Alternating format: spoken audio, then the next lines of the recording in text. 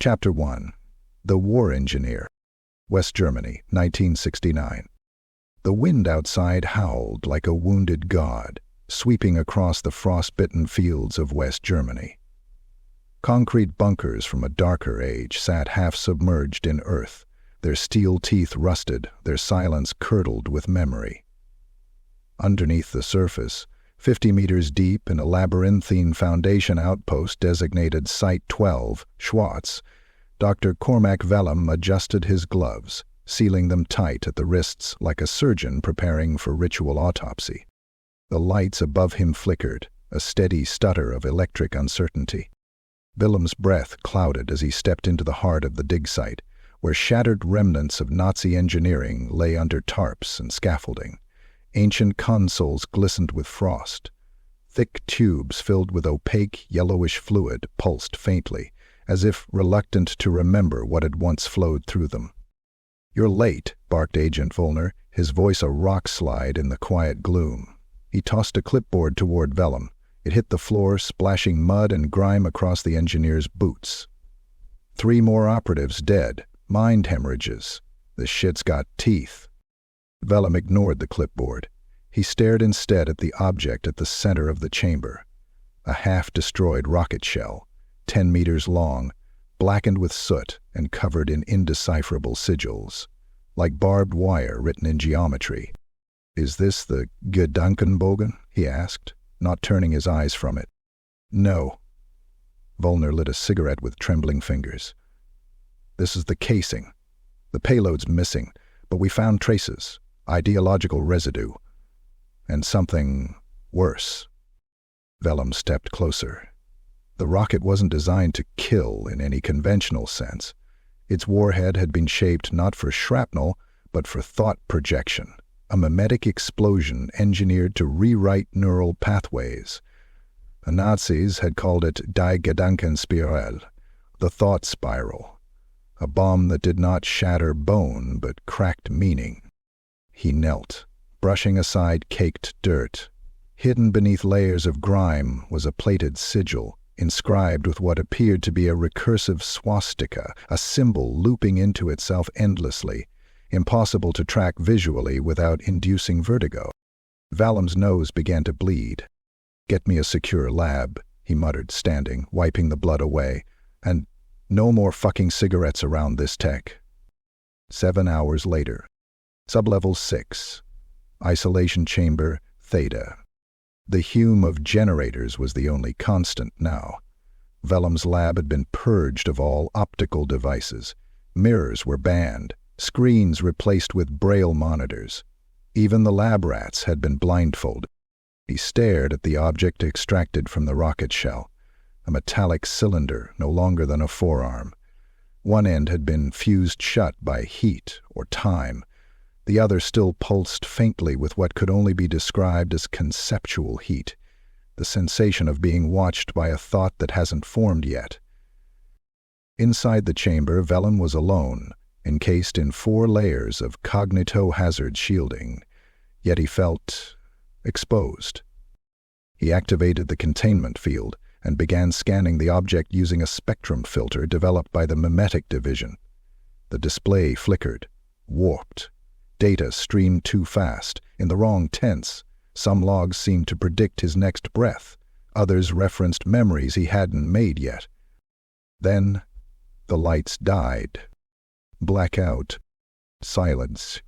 For 10 seconds, nothing. Here and then, a scream. Not human. Not even animal.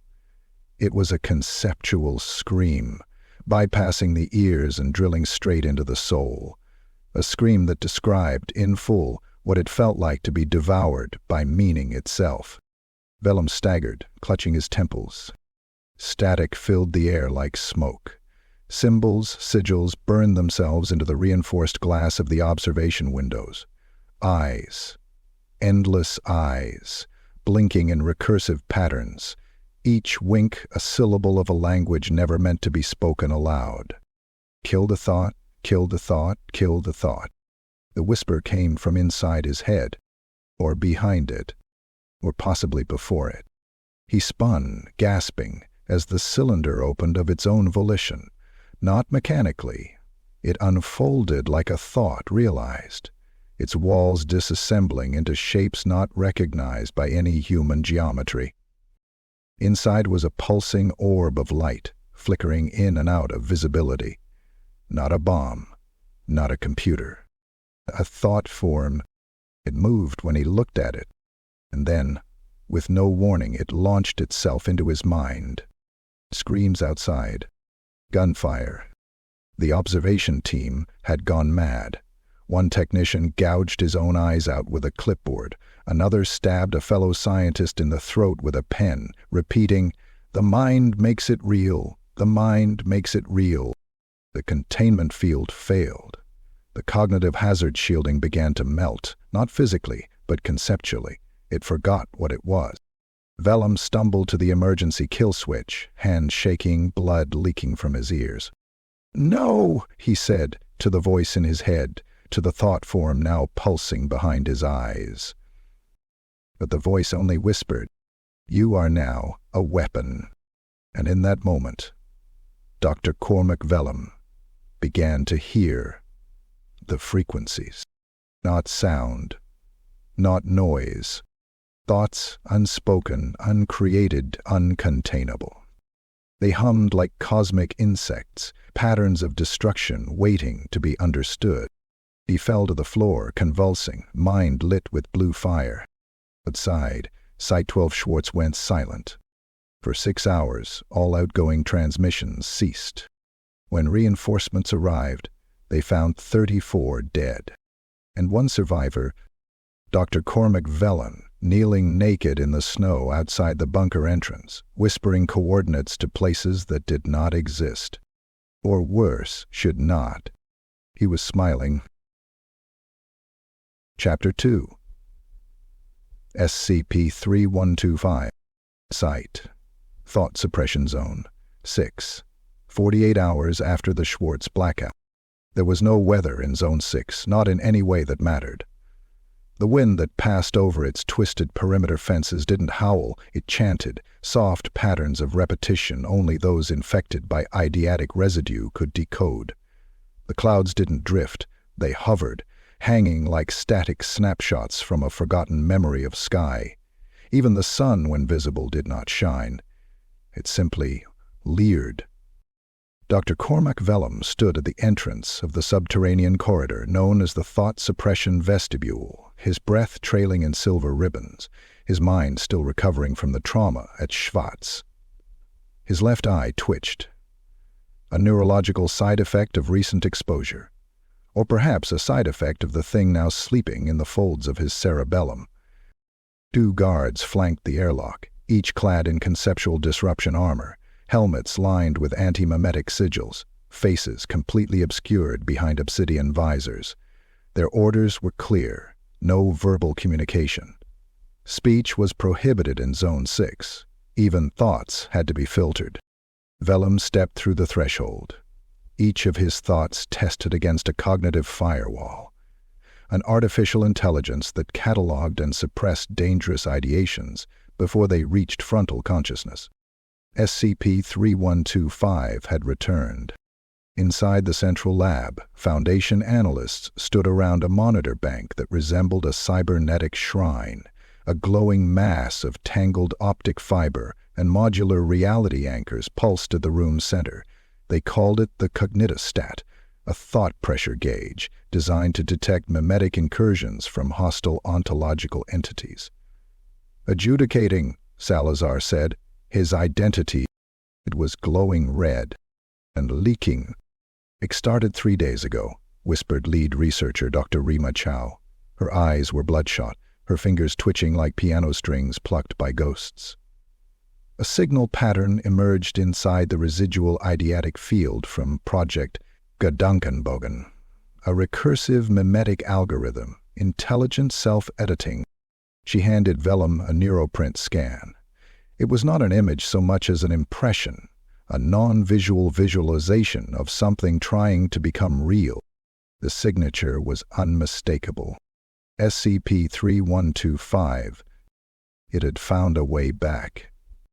SCP-3125 was not a creature in any traditional sense.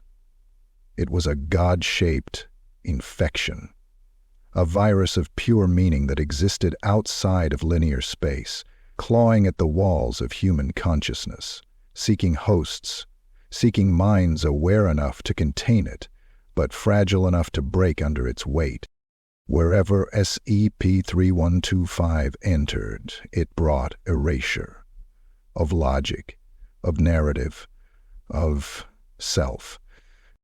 Vellum stared into the cognitostats. Something on the display moved. A symbol, shifting through patterns. A language that was not a language.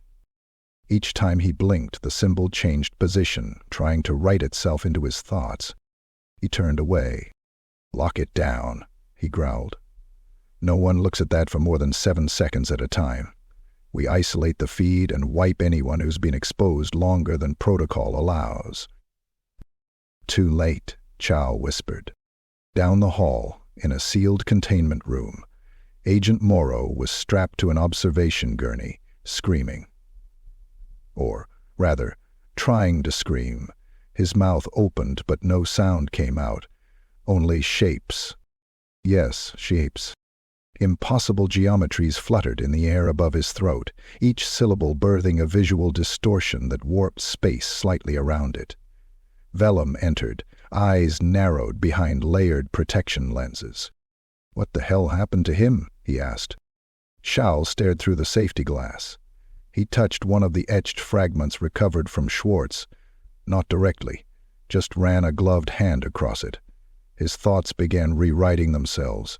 By the time we noticed, he was describing things we couldn't remember existing. Then he started seeing things, inside the blank walls. Vellum stepped closer. Morrow's eyes locked onto his. Blood spilled from his left nostril, then his ears. Then, suddenly, he convulsed. Spasms rocked his entire frame as his spine arched unnaturally, joints cracking in rapid succession.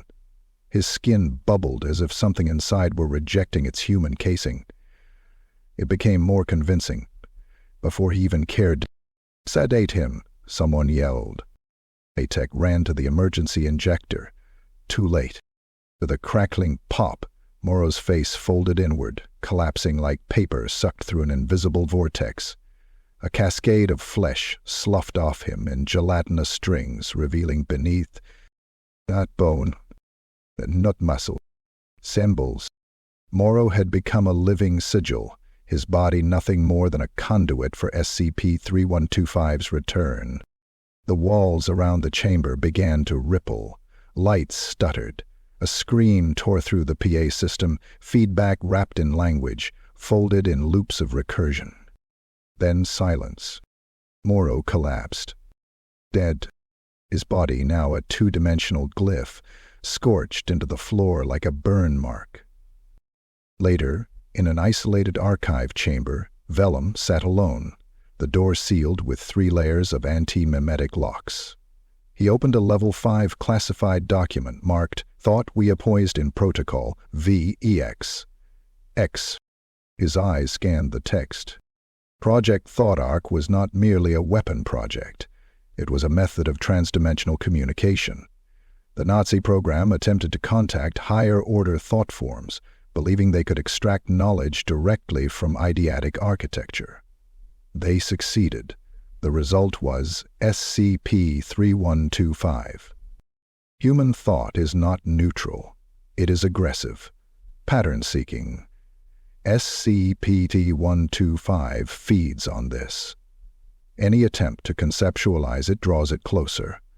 This is not a memetic infection. It is a contest of ideation. Thought as war. Weaponized cognition is the only known method of resistance. Anti-memetic viruses, recursive logic bombs, self-denial constructs. But each use erodes objective reality. The more we fight it, the more fragile reality becomes. Vellum leaned back, exhaling slow. This was not a virus. It was not a god. It was the final step of cognition, an inevitable consequence of human intelligence colliding with higher-order meaning. A thought that could not be unthought.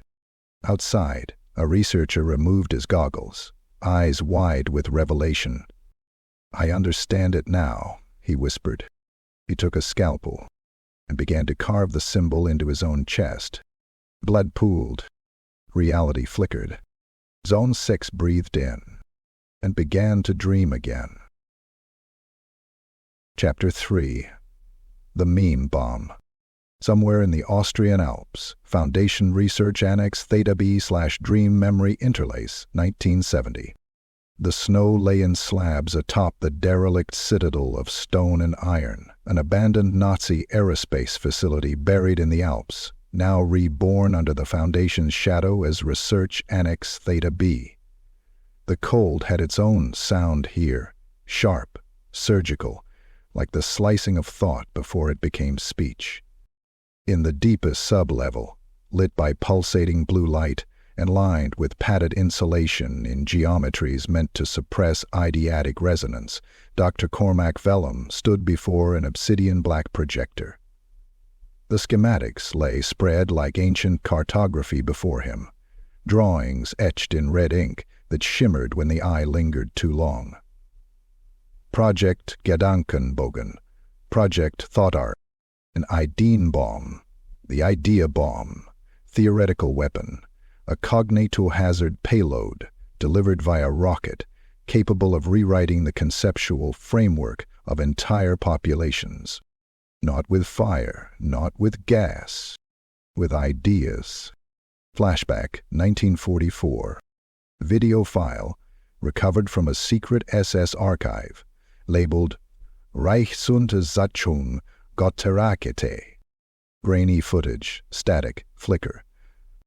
A skeletal scientist in an SS uniform points to a missile on a launch pad. Unlike V2 rockets, this one has no warhead, only a bulbous chamber of swirling glass, filled with golden, glowing sigils, living thoughts, cultivated like parasites in a womb of black light. The voiceover, translated from the original German, "The payload is no bomb. It is a God-made thinkable. Project Thought Arc shall deliver this entity across ideological front lines. The moment the payload is perceived, it will rewrite the thoughts of all who witness it.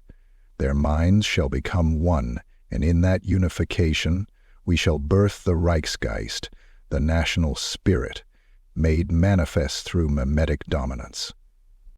Cut to soldiers screaming, brains leaking from nostrils, eyes turned backward. They whisper the same phrase, endlessly, God.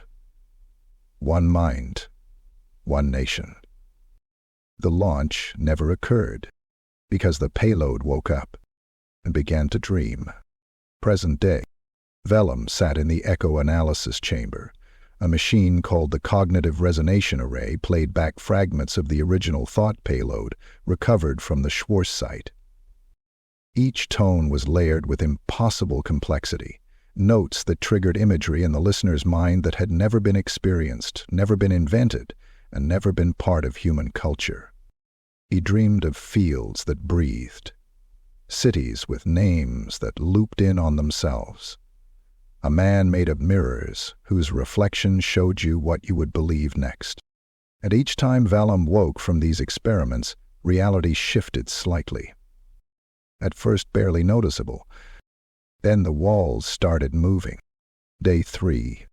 The janitor found Dr. Koenig on the ceiling, her body inverted, bones twisted into an impossible Mobius formation, hands sewn into her own scalp. Blood and cerebrospinal fluid had pooled below her like a grotesque mandala. Scrawled on the glass wall in brain matter were the words, "It believed me before I believed it." Security teams flooded the lower levels. All wore anti-Cognitohazard visors, opaque helmets with sensory inhibitors, broadcasting continuous streams of logical paradoxes to ward off conceptual incursion. But it didn't work, because it wasn't the payload anymore. It was the dream of the payload. Memory, alive and awake, replicating in the minds of those who tried to analyze it. Day 5. Containment Protocol Theta Null was initiated. Too late. By morning, 14 staff members had experienced complete narrative collapse, psychotic breaks so severe their minds became recursive loops of fractured language. One agent, caught on surveillance, walked in a perfect circle for 11 hours, chanting, "We remember remembering, we remembered, we remember remembering, we remember." He chewed off his own tongue to stop. Another, a linguist, gouged her own ears with pencils and wrote in blood on the walls, "Language is infection, thought is warhead, we are the bomb now." Day 6. Vellum finally cracked the schematic. Underneath the missile's payload housing were ideation seeds, small polyhedral constructs inscribed with vectors of narrative logic, self-replicating conceptual viruses, and a form of compressed sentience. They were designed to unfold upon observation. One engineer called them cognitive roses. Another called them the anti-mind. But Vellum saw something more horrifying. They weren't just designed to rewrite individual consciousness. They were structured to alter consensus reality. Whoever launched this bomb wouldn't conquer minds. They'd overwrite what reality meant to those minds. And worse, they'd survive in a state of ontological supremacy. Day 7. Vellum installed the last of the old German code into a simulation chamber, virtual space designed to hold the payload logic for no more than 11.2 seconds before decay. The projector stuttered to life. A low-frequency hum resonated. Lights pulsed. Images. Not pictures, not hallucinations. Intrusions. Vellum saw them flash across the simulation feed. A newborn's face aging into dust in a single blink. The alphabet rearranging itself into blasphemous geometry. Reality, as a concept, being voted against by its own participants. And in the center, SCP-3125, its shape unreadable but felt, a presence forcing belief through every synapse like fire. He screamed, and in the scream, something inside him answered. Aftermath. The chamber exploded, not with flame, but ideas. Thoughts became shrapnel. 5 staff died of concept trauma, thoughts too large for human minds. When Vellum emerged, scorched, burned, twitching, he carried the schematic in his blood. Not written, not recorded, encoded into the folds of his gray matter. He had become a vessel of the main bomb, and somewhere in the ashes of that broken simulation lab, one of the ideation seeds still flickered, whispering, "The war is thought, the payload is belief, and the target is the world." Chapter 4. Operation Black Vellum. Secure Facility Zulu 9, former Soviet bunker complex, unmapped territory between Poland and Belarus. The elevator ride to the heart of Facility Zulu 9 took 6 minutes and 28 seconds. Each second ticked like a countdown into madness. The walls of the descending shaft shimmered with reflective paint engineered to cancel coherent thought. Humming filled the space, not from the machinery, but from the sigils carved faintly into the elevator doors. Symbols that made the mind forget it had seen them the moment the eyes blinked. Dr. Cormac Vellum stood alone, eyes bloodshot, the skin beneath them webbed with veins like crimson thread stitched by nightmares. His fingertips still trembled, the remnants of eidetic scarring from the failed meme bomb test etched into his neural pathways. When the elevator stopped, there was no ding, no mechanical sound. It simply ceased motion. The doors dissolved into a fog of disassociated memory, revealing a hallway lined with steel and silence.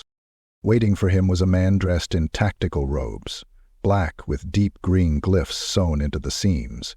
His eyes were inked with inward-facing spirals, tattoos visible even as they moved like shadows beneath his corneas.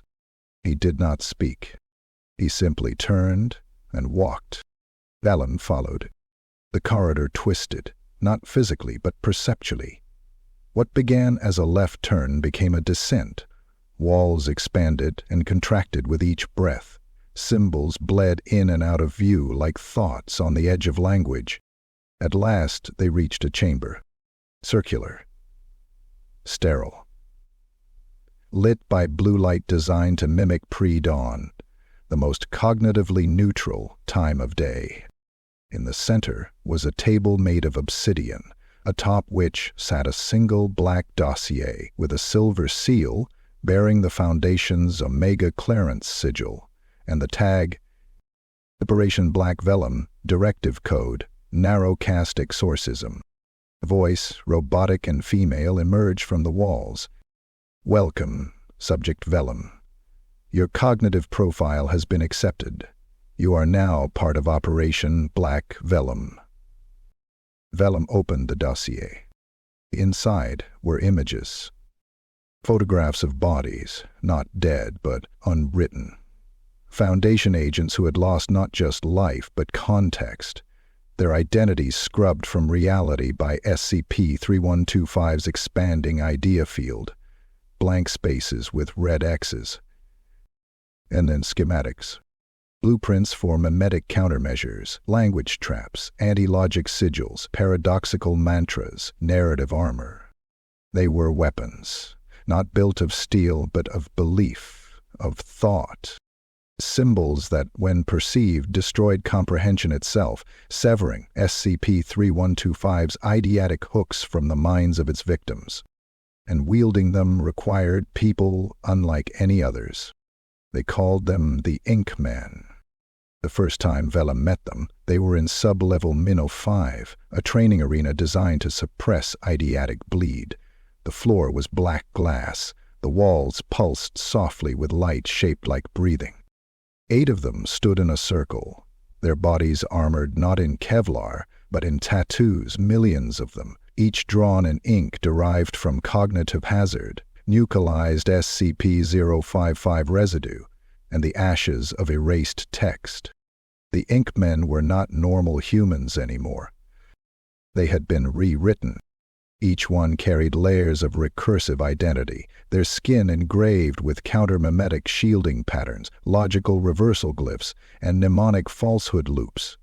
Their very flesh was armor against the gods of thought. One stepped forward. A woman, tall, shaved bald, her irises burning with chemical blue.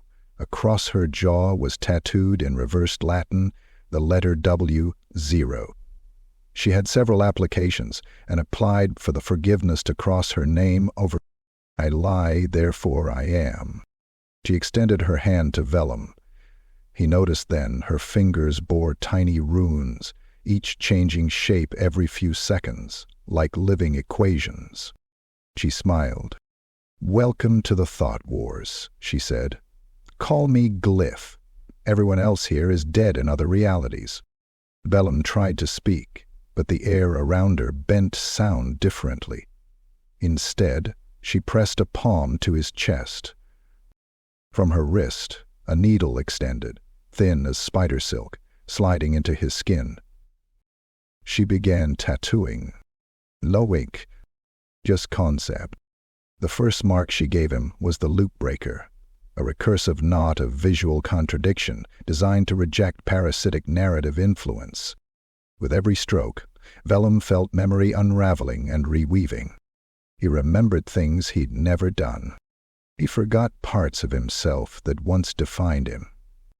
He became, for a moment, ideologically porous, and the glyphs sank into him like parasites with a purpose. He collapsed, seizing, blood frothed from his mouth. When he awoke, his left hand was covered in living ink. It moved slightly under the skin, pulsing with paradox. "Good," Glyph whispered. "You're bleeding belief now." Briefing room. Later. The Inkmen assembled around a holoprojector that displayed a simulation of the idea field, SCP-3125's expanding influence growing like cancer across ideological space. A sphere of thought, 20 kilometers wide, immune to physical interaction but lethal to perception. Within it, causality broke, chronology dissolved. People infected with its narrative ceased to exist in a way that could be remembered. The Foundation site near Lake Baikal had vanished into it 2 days ago. Were not destroyed, just rewritten. All 183 personnel now existed only as inverted logic statements, bouncing inside SCP-3125's expanding library of annihilated ideas. The mission? Penetrate the idea field, deploy thought grenades composed of engineered counter-memes, retrieve a conceptual anchor point from the core. In essence, stab the thought god in the eye with its own broken language. The next day, training. Vellum learned quickly how to chant contradictions, how to lace thoughts with anti-belief, how to lie so well it confused reality into skipping over him. He fought blindfolded, guided only by pre-thought. He learned to kill thoughts before they formed. He watched one of the ink men, Razor, detonate a conceptual mine during a training simulation. The blast reversed language for 17 seconds. Everyone vomited blood. Another agent's head split open like an overripe fruit, leaking story instead of brain. And yet, Vellum kept going.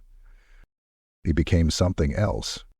A vessel filled with weaponized impossibility. And in the dark, beyond the sealed walls of Zulu 9, SCP-3125 stirred. Watching, reading, waiting, because it knew the war wasn't just coming, it was already being written. Chapter 5. A Reality Fork. Zulu 9/SCP-3125.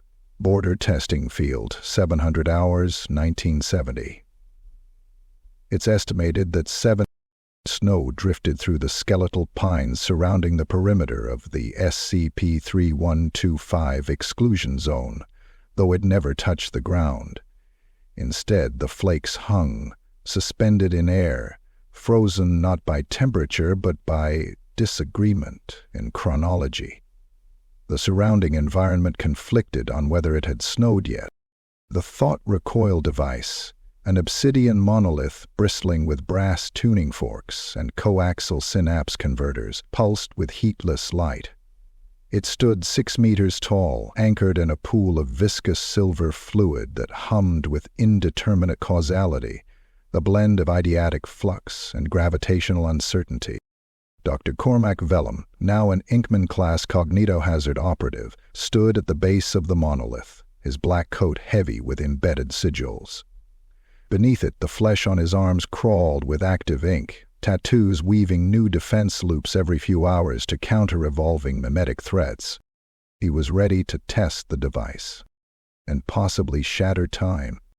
The principle of thought recoil had been developed in secret by a defector from the Church of the Broken God, a conceptual physicist turned Foundation loyalist who believed that time, like electricity, could be reflected. If an idea hit reality with enough force, the backlash, thought recoil, could fracture the flow of causality itself.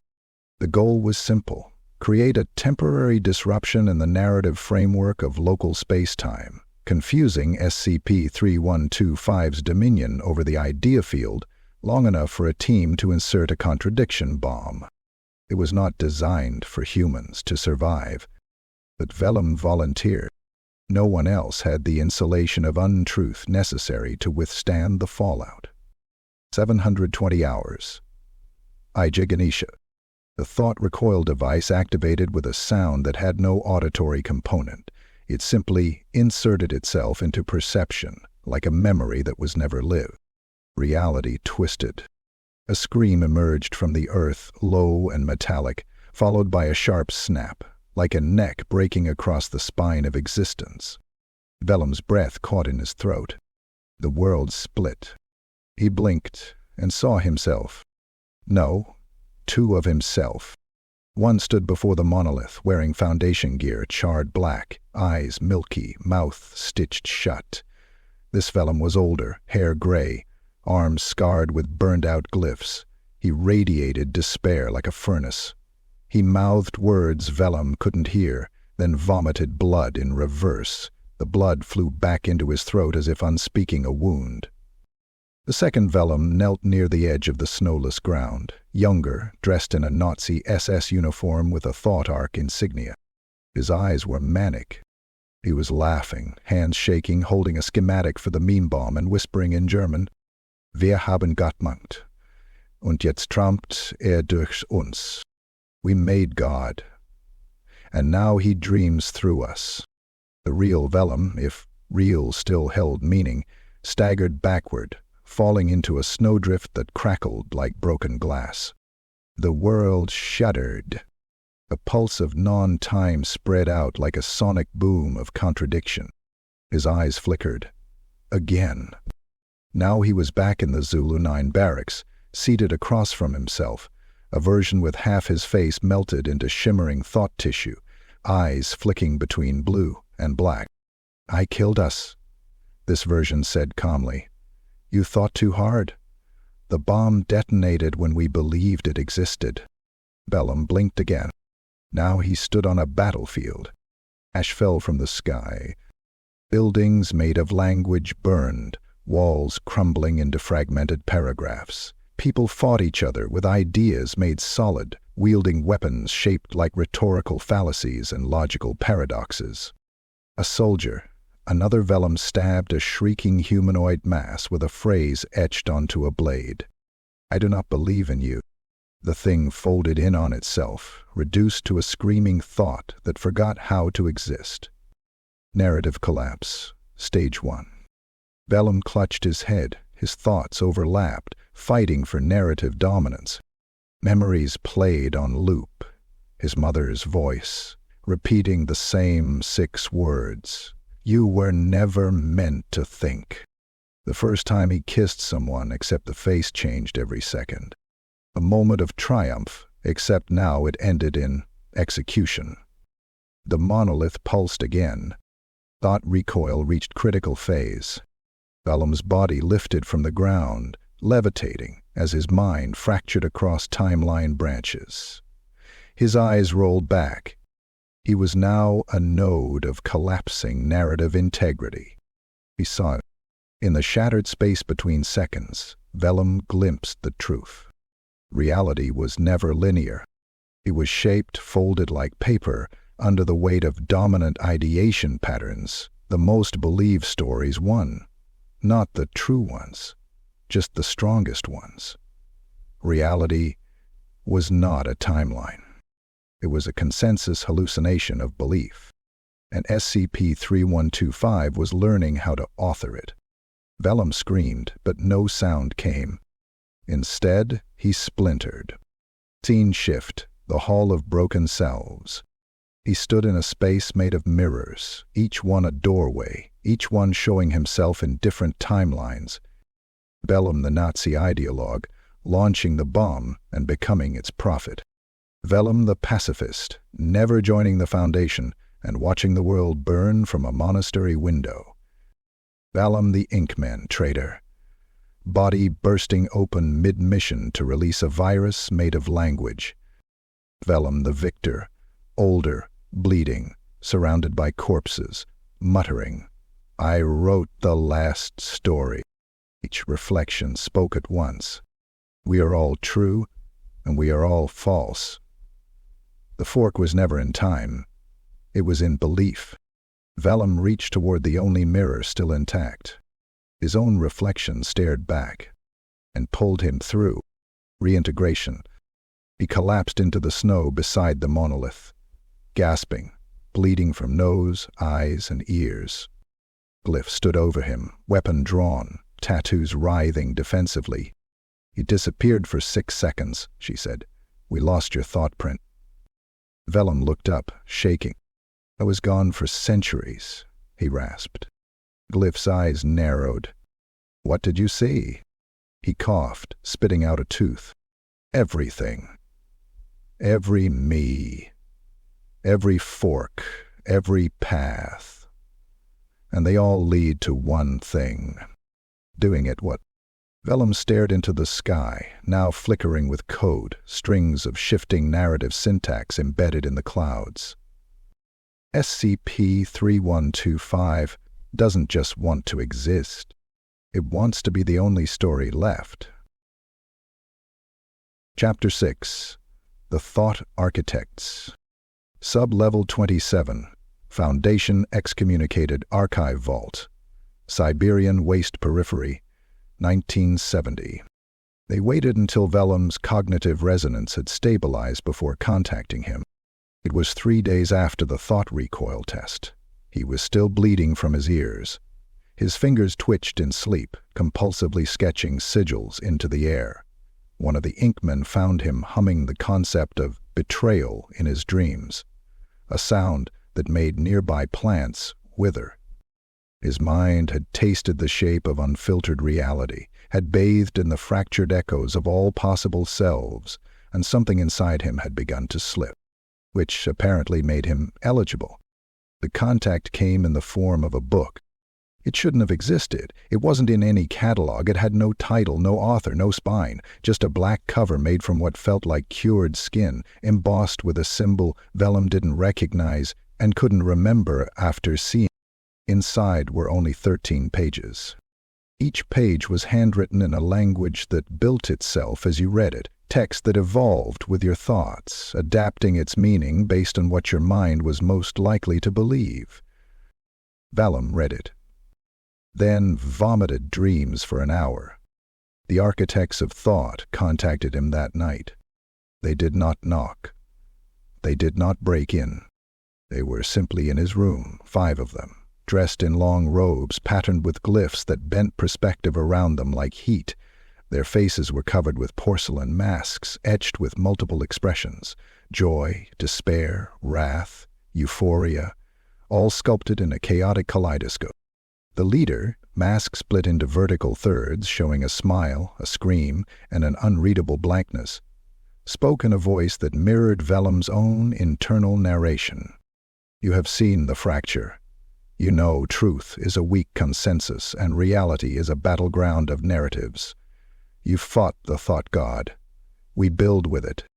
Vellum tried to speak, couldn't. His voice looped back into his throat. The architect raised a hand, then gestured toward the mirror in the corner. Vellum watched it ripple and melt, becoming a door. Through the looking glass, beneath the Siberian soil lay the archive vault, a pocket of unregistered existence. It wasn't on any foundation map. It didn't belong to any dimension with measurable coordinates.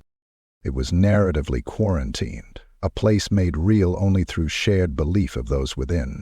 Here, reality was pliable, sculpted by collective ideation. The walls shifted texture depending on who looked at them, sometimes concrete, sometimes paper, sometimes pages from stories that had never been written. Dozens of figures moved through the chamber. All wore masks. Men spoke with mouths. Instead, they projected concepts, short bursts of intentional ideation that bloomed as sensory hallucinations in the minds of those near. One projected, "We are the counter-church, the scribes of rebellion, the ones who remember that SCP-3125 was once a seed, not a sword." Others sent a vision, a dying god, not malevolent but drowning, lost in a sea of conflicting narratives, each one distorting it until it became the Cognitohazard God feared today. They said it was sick, not evil, broken by the noise of lesser minds screaming contradictory truths into the void until it snapped. Vellum stumbled, overwhelmed. We were taken deeper. The scripture of becoming. In the lowest chamber stood a monument. It resembled a brain, but made from typewriter keys, broken scripts, and whispering fragments of memetic code. Around it swirled holographic stories, millions of micro-narratives from across timelines, all feeding into the core. This, they said, was the scripture engine, a device built to house a tamed fragment of SCP-3125. Healing.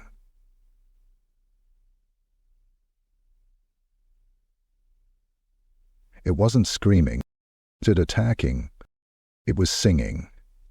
A low, mournful hymn made from abandoned ideas, half-formed characters, and lonely plot lines that had never been believed strongly enough to survive. "It doesn't want to destroy," said the architect. "It wants to be understood. It wants to be the foundation of a new mythos. It wants to help reshape the world, but it cannot survive your lies. The foundation fears what it cannot control, so they cage it in contradiction and fire." They offered him a chair at the table. Literally. The table had 12 seats, 11 filled with masked thinkers, each one broadcasting genius like a plague. They placed a 13th chair down. Empty. "You have walked the fracture," said the lead. "You were chosen by thought. You broke and did not vanish. You could help us write a better God." Vellum's heart pounded. He could hear his own doubt manifesting as whispers on the ceiling. Could they be right? Was SCP-3125 not a monster but a victim of narrative warfare? Was the chaos it sowed simply the side effect of a being collapsing under the weight of too many stories? The architects reached out. No threats, no commands, just invitation. Vellum sat in silence. His mind burned with contradictions. He remembered colleagues ripped inside out by ideas. He remembered whispers inside walls. He remembered himself, thousands of selves, all choosing violence. But he also remembered a calm, for a moment, inside the thought recoil fracture, a sense of something weeping, not hunting. Could they be telling the truth? The architect leaned forward, his masked smile now dominant. "We don't fight ideas, we build them. Join us. You've already crossed the threshold. Don't waste your fracture trying to be whole again. Let's write a better ending." The room grew still. Time paused. Only slightly. Inside his ribcage, Vellum felt possibility begin to stir. Chapter 7. The Collapse of Silence. CP-Foundation, Old Point. Report. Narrative breach, level Omega/code, reality sieve. It began with a scream no one heard. Not silence, not sound, but absence. A moment where a memory that had always been there suddenly wasn't.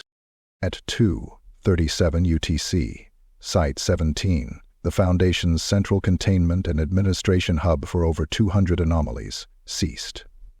No alarms, no destruction, no thermal spike or seismic event.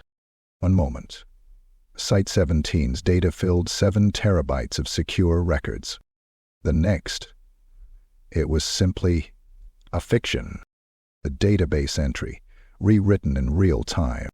Site 17, fictional location used in Foundation literature to explore themes of containment and bureaucratic horror, non-existent in current continuity. 462 personnel, including 2 O5 Council liaisons, gone. No corpses, no debris, just paragraphs, now locked into the classified SCP narrative archive, annotated like excerpts from a metafictional novel. SCP-3125 had reached critical mass. Zulu 9, Secure Narrative Observation Wing. 12 hours later, Dr. Cormac Vellum sat cross-legged on the floor, blood dried under his nose, his hands trembling in his lap. He had stopped reading reports hours ago. What use were they? Each page rewritten itself upon reading. One moment the status update detailed Site 77 still functional. The next, the paper curled like burning skin, reforming to state that Site 77 had never existed, a rejected script from an unpublished SCP tale. Worse, when he blinked, he could see the red editor's notes in the margins. Character arc unresolved, recommend deletion. Tone inconsistency, Vellum's breakdown too early, push to later chapter. He looked up. Agent Glyph stood at the door. Accept. Not quite. Her tattoos were gone, her body blurred at the edges, as though her definition had been lowered. She spoke, but subtitles appeared in Vellum's peripheral vision before the words hit his ears. "We need to move. Reality is bleeding into authorial space." "Where are the others?" he rasped. And she didn't answer, because her mouth vanished mid-sentence, replaced by ellipses. She turned and walked away. Or maybe she didn't. Maybe she was never there. 3:44 UTC. Site 12. Schwartz. The thought came before the action. That was how the infection worked now. One of the containment specialists, Dr. Juno Narek, stopped mid-report and frowned. She had just typed, "SCP displays elevated anti-memetic saturation." When she paused, she blinked. "Wait," she said aloud. "Am I real?" The junior assistant across from her dropped their coffee. It splashed upward, hanging mid-air like trapped light. Juno stood. Her outline pulsed, edges distorting, color bleeding. "I don't remember my childhood," she whispered. "I only remember entering the Foundation as a level 3. No one moved. She walked toward the mirror. There was no reflection. Instead, text appeared. Dr. Juno Narek exits narrative via self-awareness cascade. Character deprecated. Removed from scene. She turned to scream, and vanished mid-breath, her form tearing into lines of code and curling into vapor. The assistant vomited black quotation marks and began convulsing. Global cascade progression. SCP database compromise. By morning, over 12 containment sites had been rewritten into narrative anomalies. Personnel lost. 812 classified as meta-aware victims. 394 converted to authorial agents. 73 noted in a Foundation memo as plot devices removed for pacing. Entire departments became fictional tropes. Dr. Marquez of Site 81 found her lab was now described as a location used to evoke tension in middle chapters. The windows stopped being transparent. Her clipboard became a prop, eternally reading important notes here. She lit herself on fire in protest. The flames produced font instead of heat. She screamed in bold. Then italic. Then vanished. Zulu 9, Observation Bay Gamma. Vellum locked himself in the observation chamber, breathing fast, eyes darting across the glowing screens. Every live camera feed now played cutscenes, framed too perfectly, panning with cinematic ease, some in sepia tone, others marked flashback. He saw his own face in one, then another, and another, all staring back. Vellum wept as he shoved a gun into his mouth and pulled the trigger. The blood sprayed into cursive. Another tore his skin off, revealing pages beneath. Another laughed as glyph dissolved beside him, her body evaporating into author's notes. He punched the screen. Glass cracked. Blood sprayed. Not his own. He looked at his knuckles.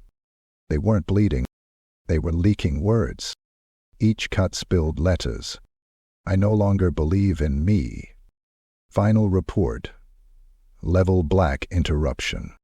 Vellum to self-log.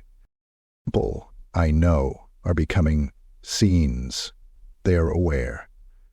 And once they're aware, they vanish. I can't tell if I'm narrating or being narrated. The world no longer runs on cause and effect. It runs on audience expectation. Glyph, I don't know if she ever existed. Sometimes she's beside me, sometimes she's a memory, sometimes a line in a file marked developed female lead. I watched her cry in a dream. Her tears were quotation marks. I hear it now. The story. It's not being told. It's telling itself. SCP-3125 doesn't just destroy ideas, it becomes them. It's not killing us, it's rewriting us. And with that, The log ended itself. No signature, no timestamp, just an echo. This sentence ends you. Chapter 8. The weapon named Self. Cryptic Containment Vault. Formerly Site 3. Now Unbound Memory Zone. Access level 050 required. The file was never meant to be read. It was stored not in a database, but in a thought lock, a vault keyed only to a specific pattern of neuronal frequency, tied to a conceptual fingerprint known as anti-self cipher omega ruin. Vellum accessed it by dreaming the death of language. He let the memory of his mother's face disintegrate into illegible syntax. He deleted his name from the song of self. He carved the truth from his own mind with a scalpel of will. And in that perfect emptiness the file appeared. SCP-001-X/Wrath Code, the final archetype. The final archetype status, forbidden, contained only within human mind, activities results in perceptual inversion. It read like a suicide note written by God. There exists a thought, pure, weaponized, engineered by erased precursors of the Foundation, entities that once walked the earth as conceptual architects. They forged a meme so potent, so terminally contradictory, that its mere presence in a consciousness annihilates any intrusive narrative structure. It is not a word, not an image. It is a form of self-awareness that rejects authorship. This weapon is named, not with letters, but with identity. You must become the thought. You must overwrite your narrative purpose. Become the trap. Bait SCP-3125 with the promise of a mind that cannot be contained, then collapse into inversion. There was one final warning scrawled in crimson ink, or perhaps memory, blood. You will not survive, but you will exist, louder than death. Initiation began at midnight. In a chamber stripped of all reflective surfaces, monitored only by thought capture glyphs and analog recording coils, Vellum stood naked. His tattoos burned off him in spirals of smoke, rejected by the thing he was about to become. The Inkmen watch from beyond 30 layers of memetic shielding, their eyes stitched with real-time narrative null filters. Even they trembled. He injected the prototype, Neural Codex THR3AD, a self-replicating bundle of anti-concept strands, laced with recursive triggers designed to dissolve story logic on contact. Vellum screamed as the code crawled through his mind. He forgot the past in reversed order. First his education, then his lovers, then his pain, then his name, until only structure remained. No machine, but a sentence given flesh. His blood turned black. His pupils spiraled open into fractal glyphs.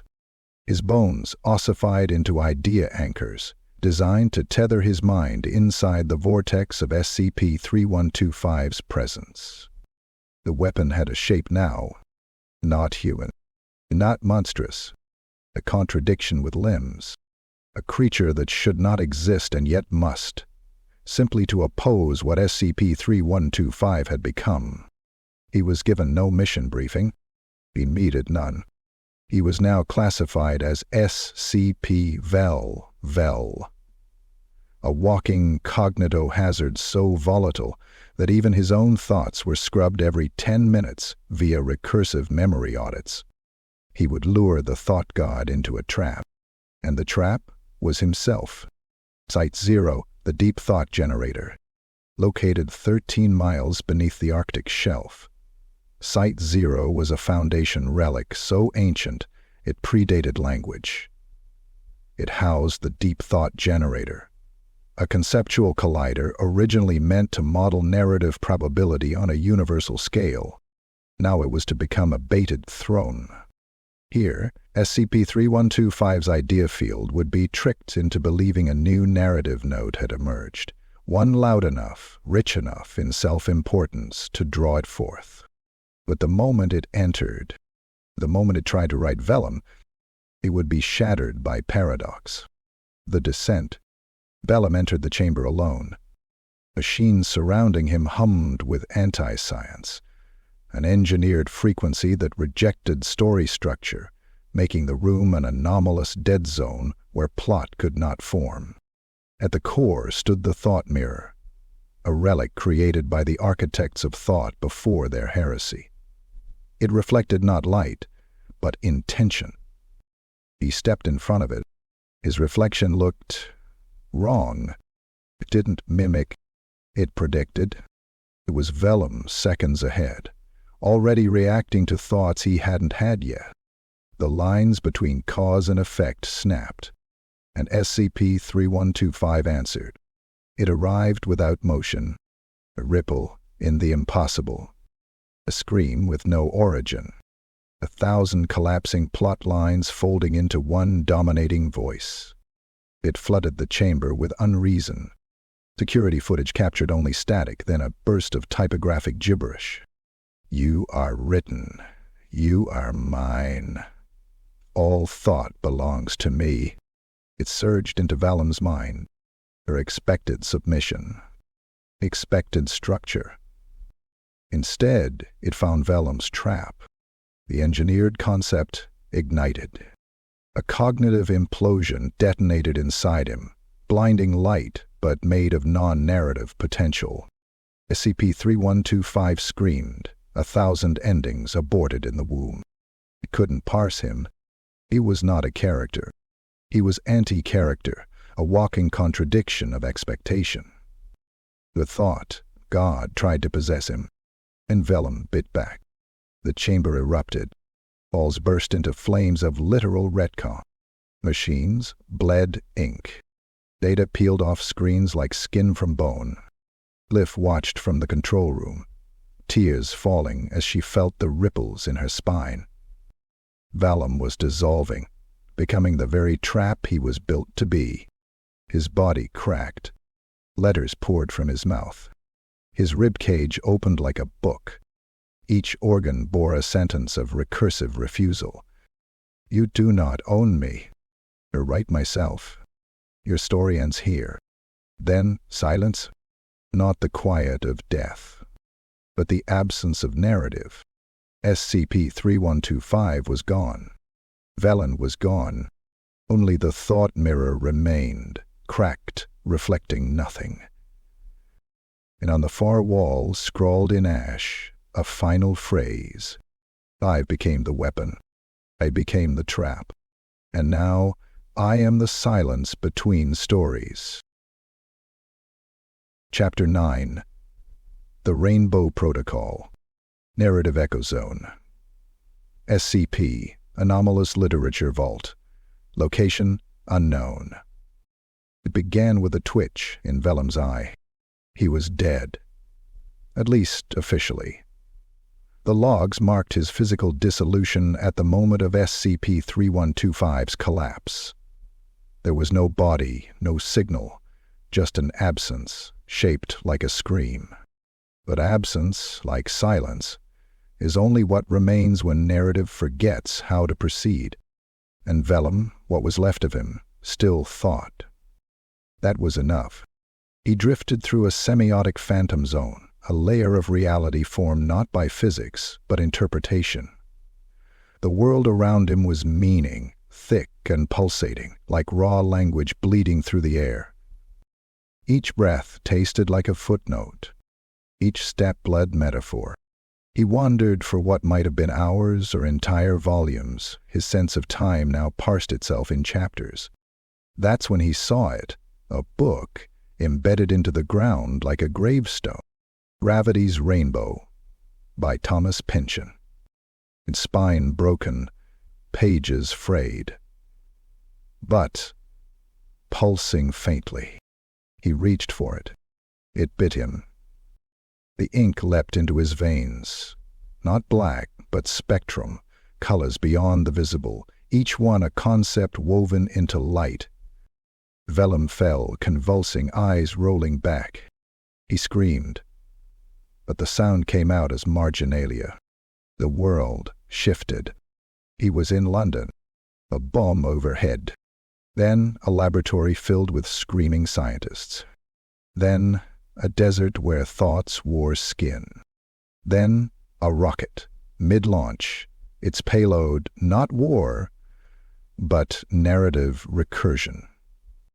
And beneath it all, the text, the novel, folding and unfolding like a multidimensional roadmap.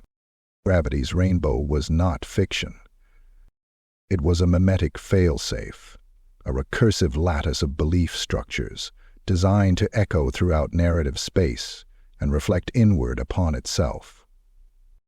Each plotline, Slothrop, the Schwarzkopf, the parabolas, was a coded ritual, a loop designed to trap idea entities in their own contradictions. SCP-3125 had ignored it for decades, assuming it was mere literature. But now Vellum understood. The book is a mirror. The arc of the rocket is a narrative parabola. The end is not the explosion. The end is the reader realizing they were always part of the payload. The Rainbow Protocol is fragmented self recompiled around this knowledge, not as flesh, but as thought, stabilized through contradiction. He stood in a chamber made of collapsing syntax. Before him, the structure of the protocol revealed itself. Anchor a belief in unreality. Declare nothing as true unless contradicted. Loop the contradiction until it folds back on the origin. Recursive denial of belief.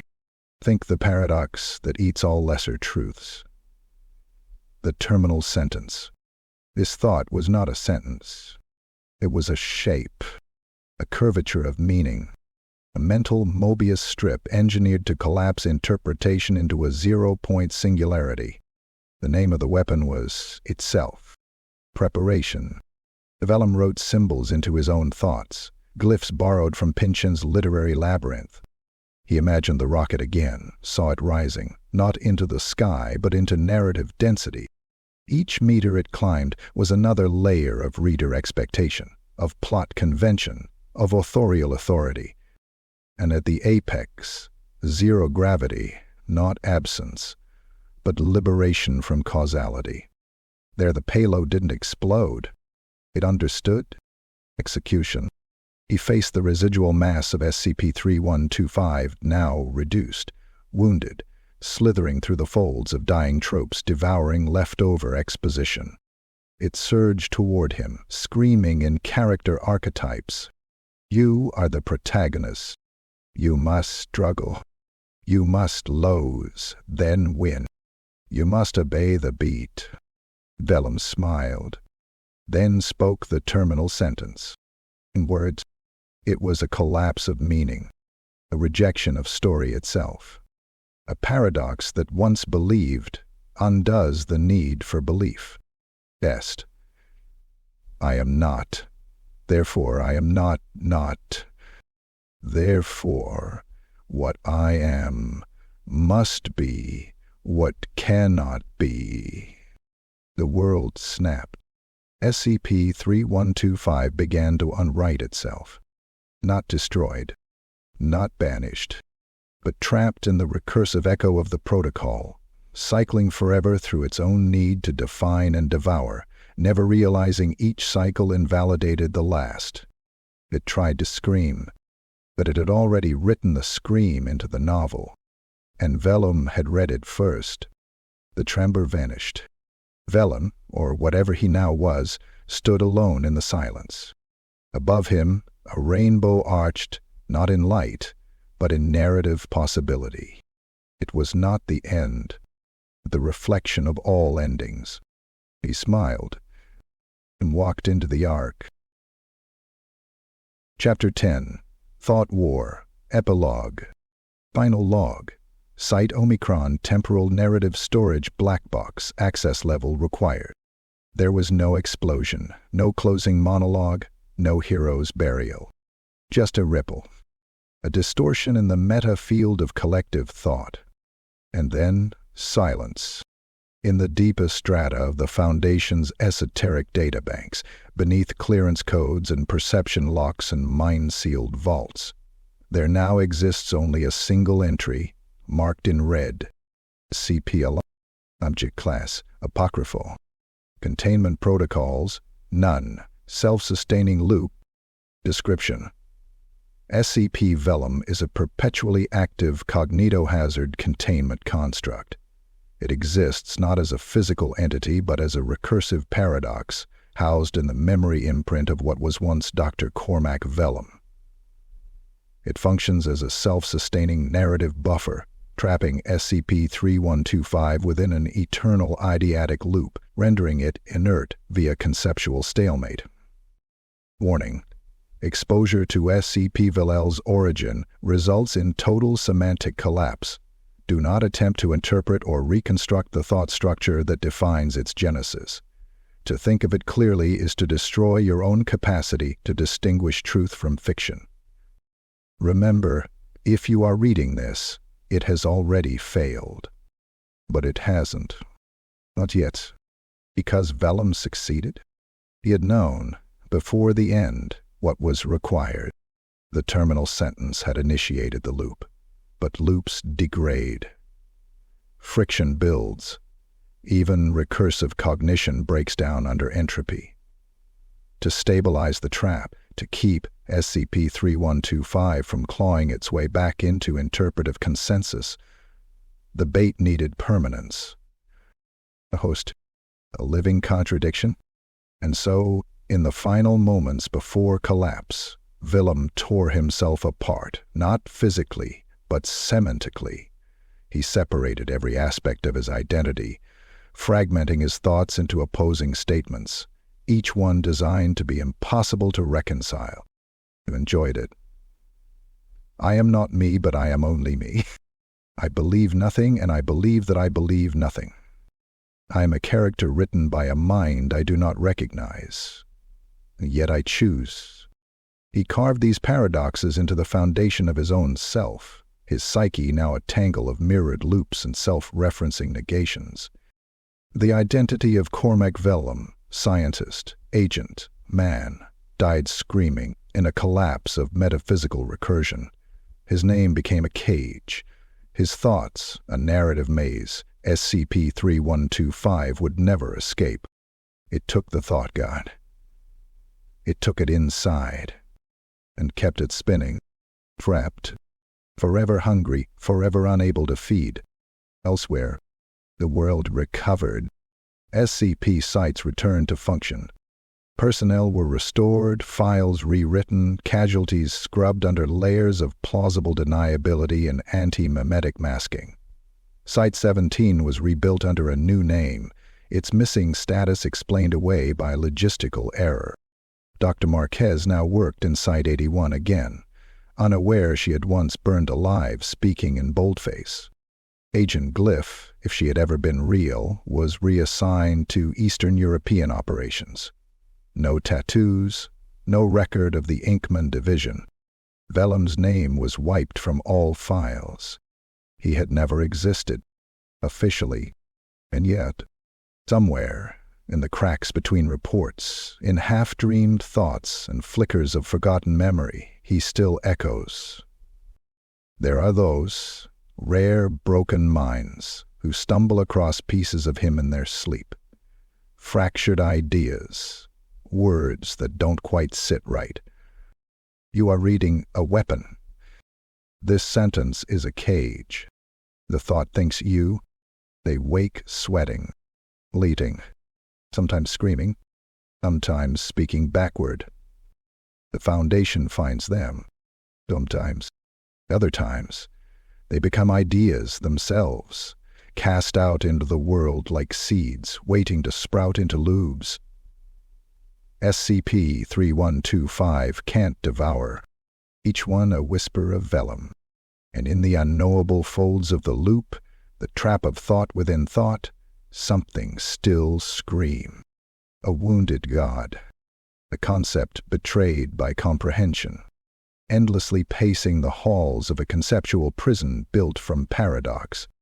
Every time it tries to define itself, it finds only contradiction. Every time it speaks, it echoes back in negation. Every time it reaches, Vellum is there, not as man, but as resistance, incarnate, laughing with the fury of all forgotten names. Final thought. Recovered from a Cognitohazard quarantine node deep in Foundation black space. The most dangerous weapon isn't a gun or a bomb or a plague. It's an idea when you can't stop thinking. And the deadliest of all? The idea that knows you, and so the world spins. On the where, safe. For now, thought is still the battlefield.